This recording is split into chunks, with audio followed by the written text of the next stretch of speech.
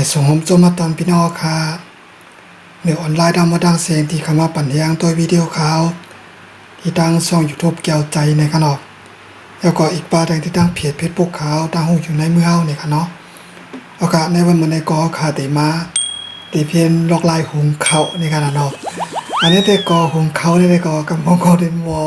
หุงอยู่ในขณะอันจ้างไปหมอก็เลยเรียนไว้ในขณะเนาะก็เพราะว่าโอ้ปกป้อมตลาดซื้อก็เขาก็ได้หุงกินกล้วยในขณะเนาะอันด้านสุดก็เขาได้เตรียมก็หมอข้าวในขณะเนาะเขาก็ได้หุงข้าวขณะเนาะหมอข้าวอันนี้ก็จะเป็นตีหุงนั่นขนาดเนาะก็เพื่อเขาอยู่เมืองไทยได้ก็เขาก็ใจกำลังดีใจบอกเขาไปพาในขนาดเนาะเมื่อเขาก็มีเหมือนกันเนาะแล้วก็ชามเขาเตรียมในขนาดเนาะเขาในขนาดเนาะเขาแต่ตีหุงนั่นขนาดเนาะเขาได้ก็อยู่ที่พี่น้องค่ะชื่อในขนาดเนาะปีชื่อจ้าไรในขนาดเนาะ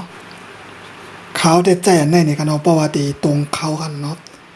ใจดีใจกวักตรงกันดีเขาเถียมมาป้าดีหมอกเมื่อเขาซื้อหมอกเขาใหม่ๆนั่นกันนะ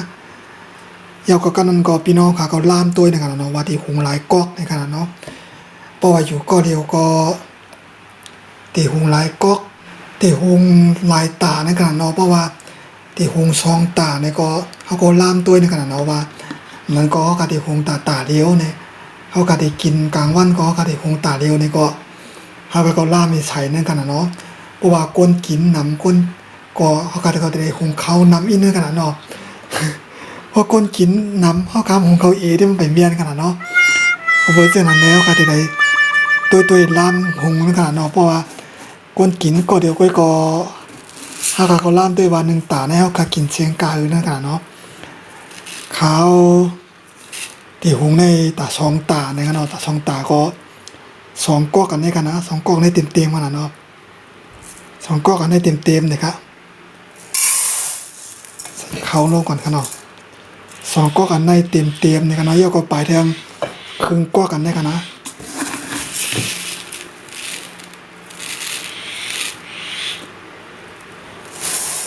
ใส่เขาลงจะไหนกันเนาะย่อก็เอาแทงครึ่งกันนะเนาะก็ให้มันโปขนาดเนาะพวกกำหงที่กองติดมันตีปีไพ่นึงขนาดเนาะติดเปิงไพ่นึงขนาดเนาะขาไพ่ก็เสียงน้ำนึงขนาดเนาะโปขาหงน้ำพวกกินเชี่ยมไอเปียดในเสียหลายกันนะเนาะอันนี้ก็เทียงคืนในกันเนาะที่ในกันเนาะอันนี้ก็โปขาใส่เขาเยาวกำลังนำเขาก็ได้มาพันเขาในกันเนาะเขาก็ได้พันเขานะครับเขาก็พันเขานี่ก็พันหมอกพันถัดสองน้ำในขณะเนาะเพราะว่าเขาเปลี่ยนโหเกียบเพียงนะวันตีก็พันสามน้ำก็เลยครับก็เลยกำลังได้ก็เขาใกล้พันสองน้ำก็ในกันเนาะอันนี้ก็ตีพันเขาก่อนเนี่ยครับเขาก็ใส่ในกันเนาะก็ใส่ในเอาก็พันเขาอย่างนี้ก็รอผมเต้ายีดก็พี่เขาพันเขาขนาดเนาะนี่ขนาดเนาะอันนี้ได้ก็เขาเฮ็ดนี่พี่น้องเขาไรว่าเฮ็ดนี่นึกโขงไงเนี่ยกันเนาะก็กับพวกเปลี่ยนตีได้ข้ามเฮ็ดนึกโขงขนาดเนาะเขาที่กับเฮ็ดตีเข่งนำพุ่นในกันเนาะตีใบนำที่บนล่างเขานั่นขนาดเนาะที่พุ่นในกันเนาะแล้วก็กำเนาก็พิมพ์นำเขาถอกเปียที่นี่ครับ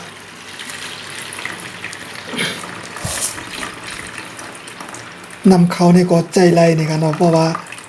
จังว่าเอากะโคตรต้นหมอกในนั้นกันเนาะพวกกับปลูกพักไว้ก็โคตรพักก็อะไรกันนะมันปีดังกันเนาะเจ้าก็เพราะว่าเอาคาเฮ็ดพักโสมเนี่ยก็เอานำเขาในใส่พักโสมก็เลยกันนะ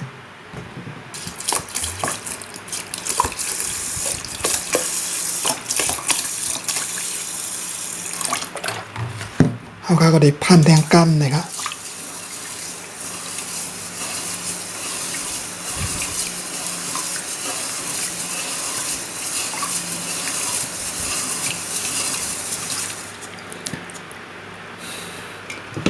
เขาก็พิมพ์นำจะไหนกันเนาะ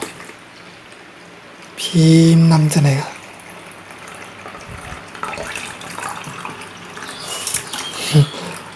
หลาดก็โหยกันนะเนาะพิมพ์นำแต่เดี๋ยวก็กำลังก็ขับปากเขาให้เพียงกันนะเนาะป่นปากเขาเพียงในเขาขำหูกันนะเนาะว่าแต่ที่มาใส่นำนั่นกันนะว่าเขาได้ใส่นำกะฮือนี่กันนะเนาะคงเขาก็เลยไอ้ตุ้ยก่อนเขาจะเรียกใครใส่นำกาก็ใส่ใจกันนะพอใส่น้ำปนตีกำเปื่อยเอากันนะเนาะพอใส่อีนะปนตีมันแข็งมันขนาดนะเดี๋ยวดูด้วยกันเนาะแข็งมันก็กำเข้าซุกในเขาพอนำอีน่ะพอนำเขานำอีกำเขาแข็งคำซุกกันเนาะ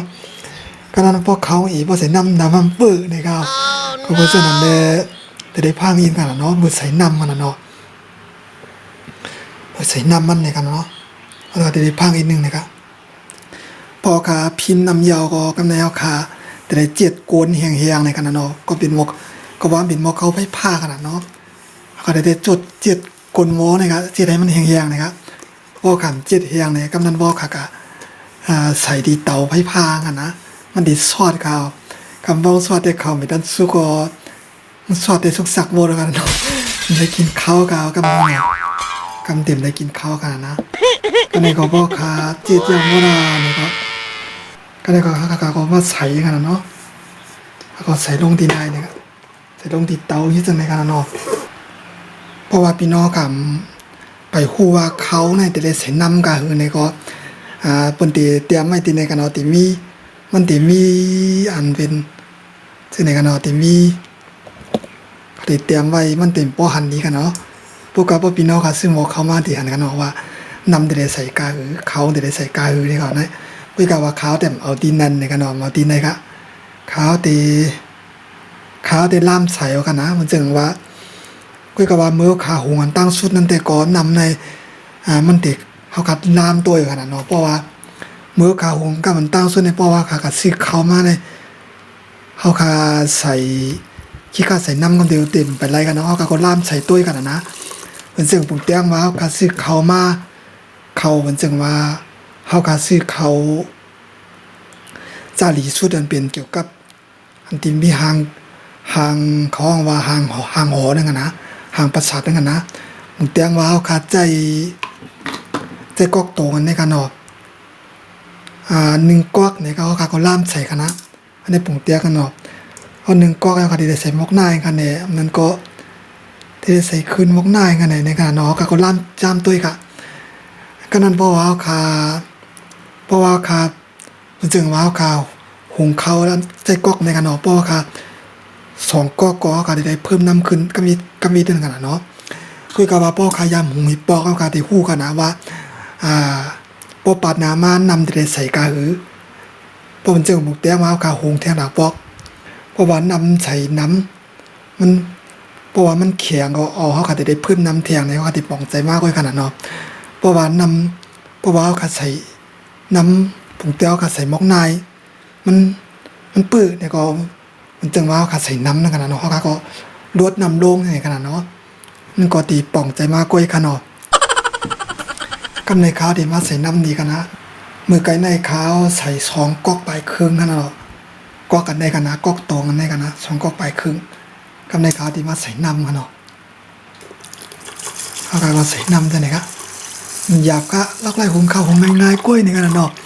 เขาก็ใส่น้ำเขาก็เลยตัวอีกนึงเลยครับข้าวก็เลยตัวอีกกันเนี่ย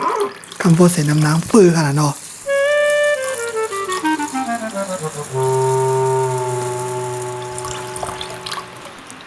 ข้าวใส่หมกนายกันนะเนาะเอากระตุ้ยใส่ได้ขนาดเนาะเพราะใส่น้ำมาปนตีก็มันเต็มปื้อขนาดนะเอามือหยั่งตุ้ยก็เลยกันเนาะข้าวป้อขายามหุงเรื่องดีคู่กับกล้วยแค่นะหุงข้าวนี่มันก็หยาบกันเลยนะครับข้าวใส่น้ำหมกนายด้วยกันเนาะใส่น้ำมีในยาวก็กำไรเอาขาดีหุงเอากันนะใส่น้ำยาวก็ผ้าห่มนะครับเนาะเอาผ้าห่มมาห่มเอาก็กำไรเอาขาดีเสียบไพ่นะครับกำไรเอาขาเสียบไพ่เอาขาดีได้มาเต็กตีในกันเนาะป้อขาเสียบไพ่ยาป้อคำเต็กตีในมันเต็มเลือดขนาดอันนี้ก็บอกว่าป้อขาห่มเอาขาเต็กตัวไหนเนี่ย มันตั้งว่าเขาหุงกันเอากำนันก็เพราะว่าเขาสุกในก็มันติขึ้นจะไหนกันเนาะติขึ้นจะไหนก็ไพ่เดี๋ยวมาปอมาผังในกันนะเนาะปอมาผังในก็หากก็ไว้กำนึงกันนะเนาะไว้กำยาวก็นั้นก็กินได้นั่นกันนะเนาะแต่เดี๋ยวก็ติดตัวในไว้จะไหนกันเฮ็ดจะไหนก็ยาวกันเนาะก็ได้ไปให้เลือดนั่นกันนะเนาะให้พวกสุกนะครับกรรมการสังกัดมาตัวแดงกำในกันเนาะว่าเลือดมันสุกมือถือกันแล้วเนาะพี่กับพี่น้องเขาก็เลยยามหันกันในกันเนาะอันนี้แต่ก็สอนกันก่อมใจกันนะว่ารัดนี้กันให้พ่อเป็นเต้าหู้ด่างหันในกันเนาะจานไปมอก็ให้พ่อหมอหงไว้ในกันเนาะพ่อเป็นพอจะเฮิร์นมามีจะเฮิร์นมามันก่อมรอได้หงนั่นกันเนาะพี่กับพ่อหงมอเขาเป็นพื้นอันนั้นก็เป็นพี่ไพ่แต่ก็เป็นโลนั้นก็เป็นเตาโลจะในกันเนาะอันนั้นแต่ก็ได้เป็นแทงเบี้ยวในกันเนาะพวกลายหงพี่กับว่ากำลังเขาไก่อยู่เมืองไทยได้ก็เขาใจไฟผ่าไว้กันเนาะกรรมการสั่งกันมาตัวแดงกำเนี่ยครับบองซุกมือหือเนี่ยครับเขาขากำในก็เขาซุกเอาในการเอาเรือเอาในครับลงไปให้ไพ่ในค่ายมาดังไผ่กว่ามือในกันเนาะให้ไพ่ค่ายมาผังในกันครับกำก็บวางไรเอาเนี่ยก็ติค่ายกล้วยเนี่ยกันเนาะเขาก็เปิดอินเนี่ยครับพ่อคำเปิดในอินเนี่ยมันติปูนกันนะพวกปูนเองที่ผักตีเบอร์นี่ก็นำติปูนก็ก็เปิดปันนี้อินหนึ่งเนี่ยครับมันติปูนนี่ก็ยังไงกันนะเอาผ้าห่มนี่ก็นำมันตีเฉียดน้องค้างแต่ไหนกันนะมันก็ตีเบอร์นี่กันนะเนาะก็เปิดปันในอินนี่เนี่ยแล้วก็ขึ้นห่มขึ้นเนาะกำในก็เขาขับไปให้มันขึ้นเลยครับกำไพ่ตันกำติดอันนี้ติดปิดขึ้นกล้วยนี่กันเนาะอันในกำไพ่ผังในติดมาอยู่ผังในกันนะเนาะเอาค่ะกำในก็ไพ่คืนนั่นเองกันเนาะนะครับเมื่อไก่ไพ่เนี่ยอยู่ในผังในกันเนาะกำในหมอกเขาคืนนั่นเองก็อยู่ในผังในกันเนาะตัวเดียวก็สู้ก่อนนะครับไว้กาว่าเขาติดไรไหวปันเขาติดไรไหวหมอกหาหน้าที่ในก่อนในกันเนาะเขาบอกว่าให้มันจึงว่าพอเป็นเบื้องเขาของให้อ่อนไหวให้ซุกให้นาบดีนั่นกันเนาะให้เขานาบดีในเขาติดไรไหวปันว่าหาหน้าที่นะครับพอกรรมมาจากมาตัวแทงกรรมเนี่ยค่ะเนาะพอเขาไว้พอหมอกเขาคืนเนื้อขนาดเนาะไว้หมอกหาหน้าที่ยาวเนี่ยก็กำได้ก็